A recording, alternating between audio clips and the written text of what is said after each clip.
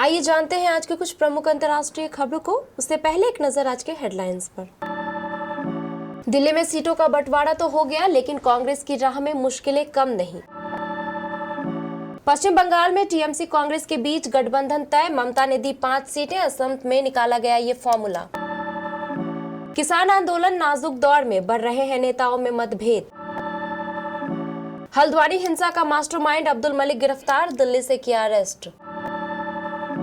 Jet stream हवाओं के कारण फिर करवट लेगा मौसम, मध्य उत्तर भारत में बारिश।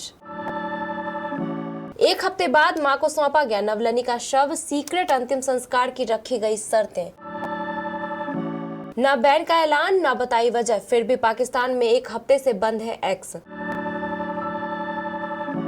मैकडॉनल्ड्स के आउटलेट में नकली पनीर, लाइसेंस रद्द होने पर कंपनी ने दी दलील।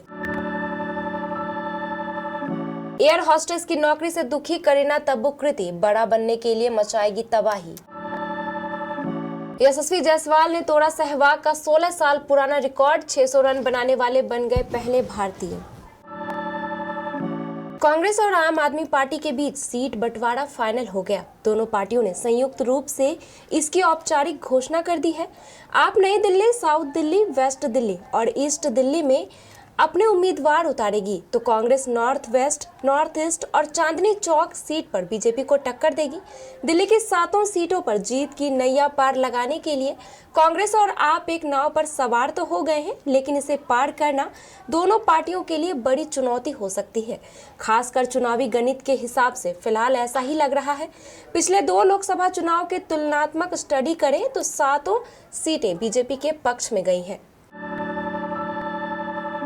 पश्चिम बंगाल में कांग्रेस और ममता बनर्जी की पार्टी टीएमसी के बीच इंडिया गठबंधन के तहत सीट बंटवारे का हल निकाल लिया गया है। सूत्रों ने शनिवार 24 फरवरी को जानकारी दी है कि पश्चिम बंगाल में टीएमसी कांग्रेस के लिए 5 सीटें छोड़ेंगी। टीएमसी कांग्रेस को जो सीटें देने को राजी हुई है, उनमें दार्जिलिंग, रायगंज, दक्षिण मालदा, बहरामपुर और पुरुलिया शामिल है। सूत्रों के मुताबिक इसके अलावा मेघालय और असम का भी हल निकाल लिया गया है। कांग्रेस टीएमसी को मेघालय में पूरा सीट देने को तैयार है। असम में भी कांग्रेस टीएमसी के लिए 1 सीट छोड़ेगी। किसान आंदोलन इस समय नाजुक दौर पर खड़ा है। 21 फरवरी को खनौरी सीमा पर एक युवा किसान की मौत के बाद से आंदोलन में फिलहाल एक ठहराव सा आ गया है। उधर किसान नेताओं में आपसी मतभेद लगातार बढ़ रहे हैं। इससे आंदोलन में किसानों की आगे की राह आसान नहीं लग रही।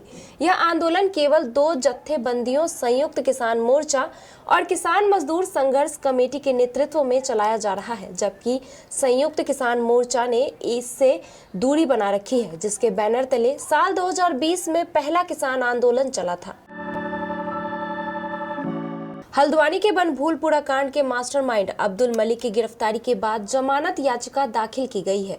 सेशन कोर्ट में हल्द्वानी एडीजे फर्स्ट की कोर्ट में अब्दुल मलिक की अग्रिम जमानत याचिका दाखिल हुई है। अब्दुल मलिक के वकील ने यह अग्रिम जमानत याचिका दाखिल की है। वहीं 27 फरवरी को अग्रिम जमानत याचिका पर सुनवाई होगी।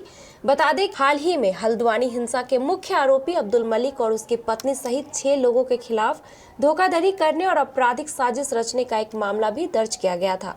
हिंसा के बाद से अब्दुल मलिक फरार चल रहा था और पुलिस ने उसकी प्रॉपर्टी को भी कुर्की किया था। जेट स्ट्रीम हवाओं के निचले स्तर पर आने और 26 फरवरी से एक ताजा पश्चिमी विक्षोभ सक्रिय होने के कारण पश्चिमी हिमालयी क्षेत्र के मौसम में एक बार फिर बदलाव होगा। इसका असर मध्य और उत्तर भारत में दिखाई देगा। मौसम विभाग के अनुसार पश्चिमी विक्षोभ की वजह से 25 और 26 फरवरी को पश्चिमी हिमालयी इलाकों के अलग अलग हिस्सों में हल्की बारिश तथा ऊंचाई वाले इलाकों में बर्फबारी होने की संभावना है।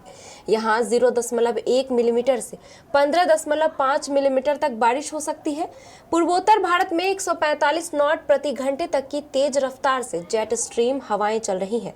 यह हवाएं समुद्र तल से लगभग 8 किलोमीटर ऊपर है। जेट स्ट्रीम हवाओं के कारण अरुणाचल प्रदेश, सिक्किम, असम और मेघालय, नागालैंड, मणिपुर, मिजोरम और त्रिपुरा के कुछ हिस्सों में हल्की से माध्यम बारिश तथा बर्फबारी होने की संभावना है।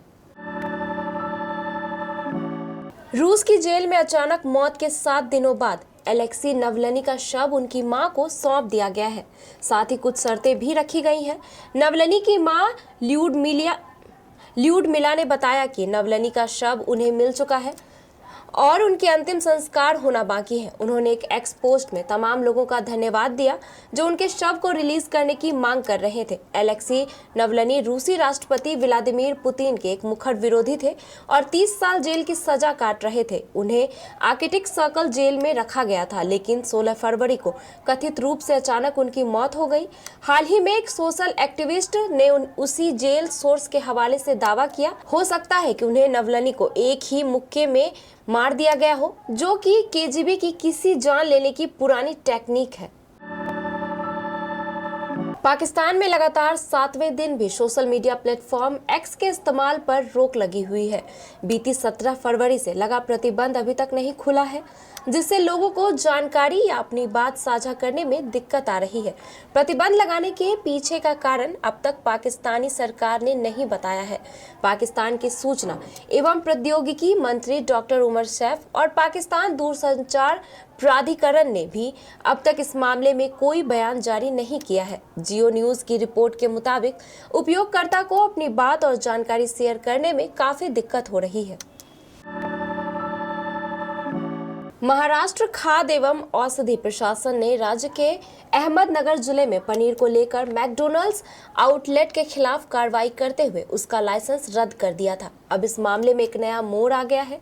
एजेंसी के मुताबिक एक अधिकारी ने यह जानकारी देते हुए कहा कि फास्ट फूड की दिग्गज कंपनी से संबंधित आउटलेट को कथित तौर पर अपने डिशेज में पनीर की जगह कोई दूसरा उत्पाद का उपयोग करने के लिए फूड एंड ड्रग्स एडमिनिस्ट्रेशन की जांच का सामना करना पड़ा था। बता दें कि आरोप है कि आउटलेट ने इस बात की जानकारी पब्लिक नहीं की थी कि उपयोग में लाया गया पदार्थ पनीर का विकल्प है और इससे ग्राहकों को गुमराह किया गया।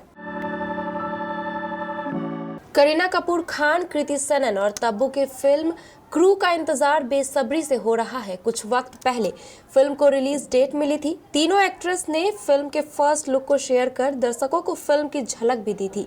अब मूवी का पहला टीजर सामने आ गया है। इस धमाकेदार टीजर में आपको करीना, कृति और तब्बू एकदम अलग अंदाज में देखने को मिलेगी। ये हाईली एंटिसिपेटेड फिल्म है जो एक दमदार कमर्शियल फैमिली इंटरटेनर भी होने वाली है। क्रू में तब्बू, करीना कपूर खान और कृति सेनन को एयर होस्टेस के अवतार में देखा जाएगा। शुक्रवार 23 फरवरी को रिलीज हुए एक्ट्रेस के पोस्टर में तीनों क्लासी और सैसी वाइब्स का एक परफेक्ट ब्लेंड देती नजर आई थी। फिल्म की टैगलाइन है risk it, steal it, fake it.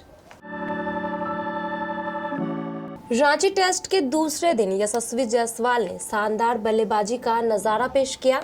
यशस्वी जायसवाल ने 117 गेंदों पर 73 रन बनाए। उन्होंने अपनी पारी में 8 चौके और 1 छक्का लगाया। वहीं यशस्वी जायसवाल ने एक बड़ा रिकॉर्ड अपने नाम कर लिया है। दरअसल यशस्वी जायसवाल एक कैलेंडर ईयर में भारत के लिए टेस्ट फॉर्मेट में सबसे ज्यादा छक्के लगाने वाले बल्लेबाज बन गए हैं। इस साल अब तक यशस्वी जायसवाल 23 छक्के लगा चुके हैं। उन्होंने पूर्व भारतीय दिग्गज वीरेंद्र सहवाग को पीछे छोड़ दिया है।